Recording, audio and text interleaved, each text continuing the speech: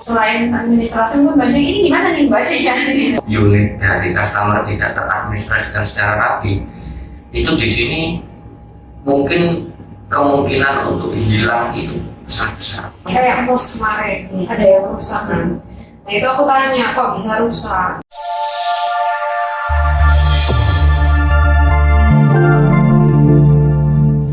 Halo, selamat pagi Sobat Semanggi University. Ketemu lagi dengan kita tim dari Kota Surabaya Barat untuk membahas tentang administrasi. Nah, buku yang akan kita bahas kali ini adalah yang berjudul Administrasi Perkantoran, Cara Mudah Memahami Konsep Dasar Administrasi Perkantoran Secara Umum oleh Dia Wijayanti Sutra. Bukunya kayak gini ya. Kita mulai dulu bedah di halaman pertama atau di bab pertama ya. Tentu saja kita ngomong tentang administrasi. Kita perkenalan dulu kali ya sebelum kita ngobrol lebih lanjut. Silakan Mbak yang ada di sebelah kiri saya. Perkenalkan, saya Lia, saya di sini sebagai admin Kosum Surabaya Barat. Lebih tepatnya admin kasir ya guys ya di CSB. Oke, perkenalkan, nama saya Baiti. Saya di sini sebagai customer service di Kota Surabaya Barat. Kita mau ngomong tentang administrasi perkantoran nih. Administrasi apa sih administrasi itu? Kali pertama yang ditanyakan adalah itu administrasi.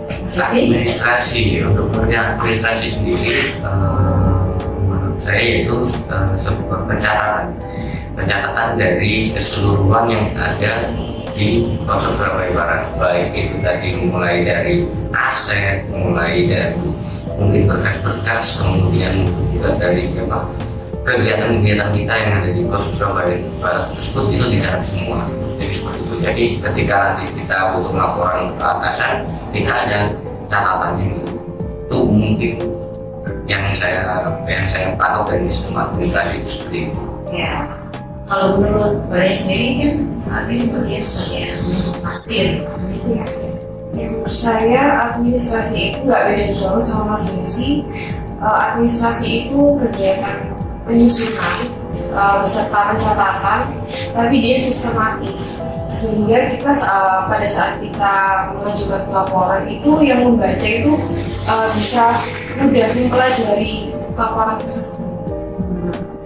Jadi kurang lebih intinya memang administrasi itu adalah seseorang yang bertugas untuk mencatat semua laporan kegiatan kita dalam satu store gitu ya, mulai dari penjualan, laporan stok dan lain sebagainya gitu. Dan nantinya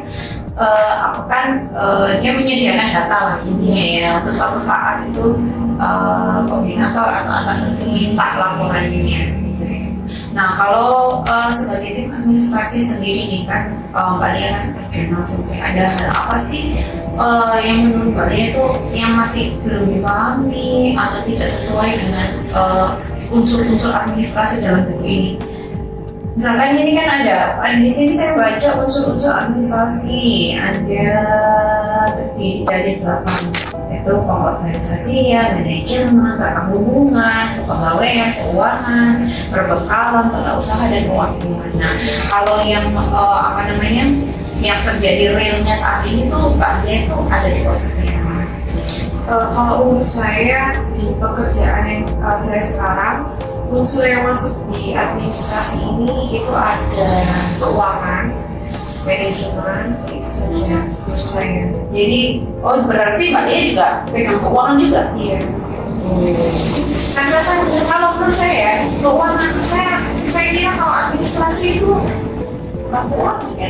Kan di sini masuk di dalam buku ini tuh masuk dia termasuk admin juga. Saya kira kalau keuangan itu accounting sendiri, tapi ternyata enggak. Jadi ada nggak sih hal-hal yang Mbak Lia pernah rasain, maksudnya suka dukanya jadi seorang admin?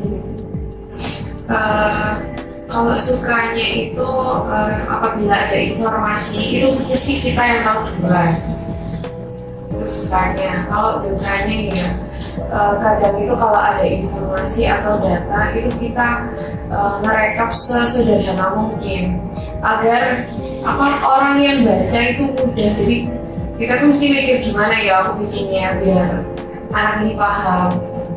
bagaimana mengolah data Iya. itu, karena dari orang selain administrasi pun banyak ini gimana nih bacanya.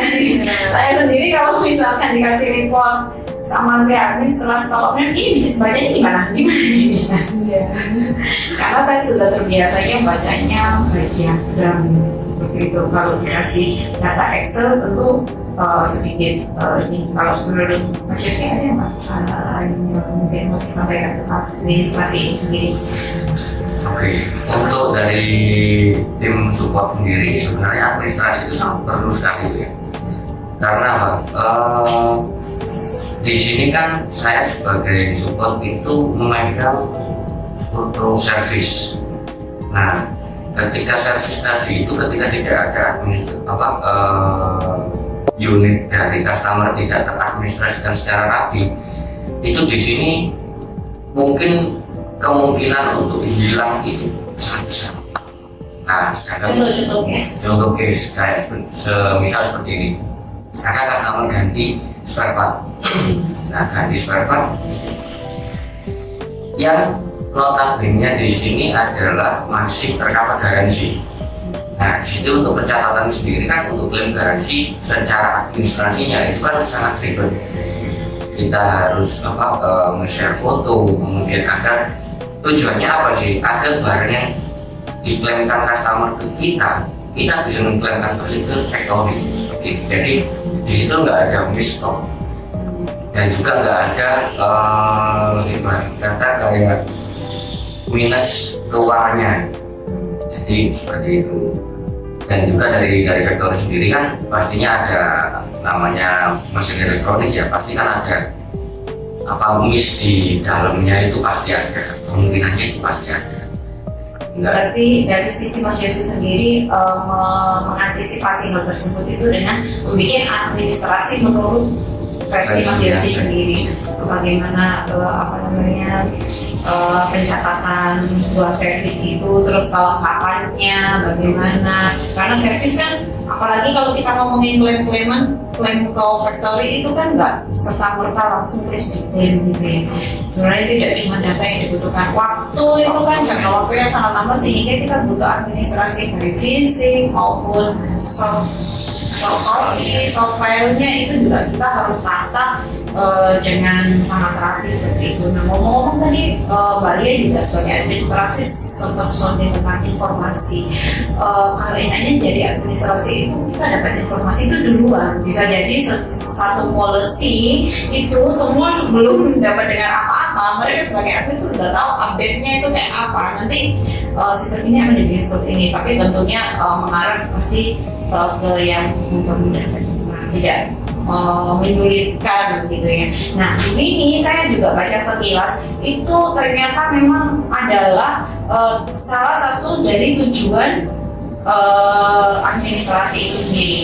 Ini yang pertama adalah memberikan informasi, mengatur, merekam informasi, melindungi aset dan harta.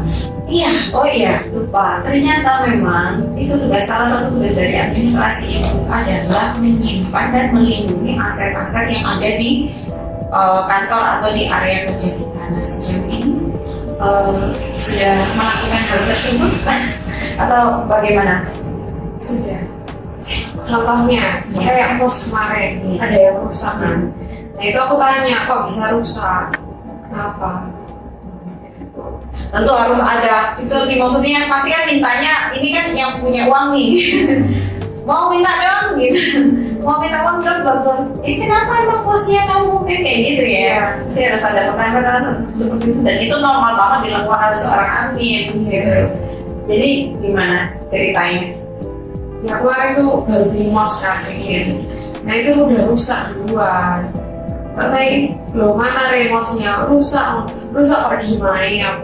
Habis itu ada lagi yang kayak kabel datanya sales, barusan beli itu kan tiba-tiba hilang. Barusan berapa hari? Ya aku kayak terus. Nah terus kalau misalkan hilang sebagai seorang administrasi itu bagaimana tindakan apa yang biasanya Mbak Lia lakukan? Seharusnya aku laporan ke koordinator dulu. Ya, setelah itu solusinya gimana ya nanti aku yang misalnya kalau mau beli lagi aku tinggal keluarin uang. Nah, hal-hal yang seperti itu mungkin yang kita sebagai seorang admin kadang tidak aware atau tidak sadar ya bahwa itu adalah salah satu fungsi dan tugas mereka sebagai seorang admin. Karena bagaimanapun juga keluar masuknya keuangan itu namanya harus di manage sama admin. Mau masuk itu masuknya dari mana, mau keluar itu keluarnya dari mana. Itulah kenapa seorang administrasi itu sangat dibutuhkan adalah apa namanya bukti. Jadi kalau misalkan beli mouse itu invoice-nya mana, apa namanya bukti tabel bukti invoice-nya mana. Dan faktanya kalau ketika administrasi itu tahu misalkan salah satu dari staf itu minta mengajukan hal apapun tidak laporan ke koordinator terus rusak ya semestinya itu kan rusak itu kan berarti kelalaian user ya, kelalaian oleh pegawai. Nah itu mestinya dari pihak administrasi juga memberikan polisi apa yang pertama dulu mengingatkan ya gimana rusak kan harus bertanggung jawab atas hal tersebut. Karena apa? Sekali lagi itulah adalah aset uang yang dikeluarkan perusahaan untuk memberikan kita fasilitas seperti itu. Jadi supaya kita juga kalau pengertian administrasi perkantoran hampir sama kayak kantor. iya Secara umum seperti itu. kegiatan yang bersifat teknis ketatapusahaan ya kan. Kalau tata usaha itu menyediakan keterangan bagi pimpinan dan juga membantu kelancaran perkembangan sebuah organisasi. Kalau administrasi perkantoran dia menyimpan file, berkas, terus apa itu Mbak ya yang suka tulis-tulis itu terus di faktur, iya faktur-faktur itu di simpenin sendiri kan. Kalau mau ngasih piutang gitu kan diarsip, maaf bahasanya diarsip. Nah, oke.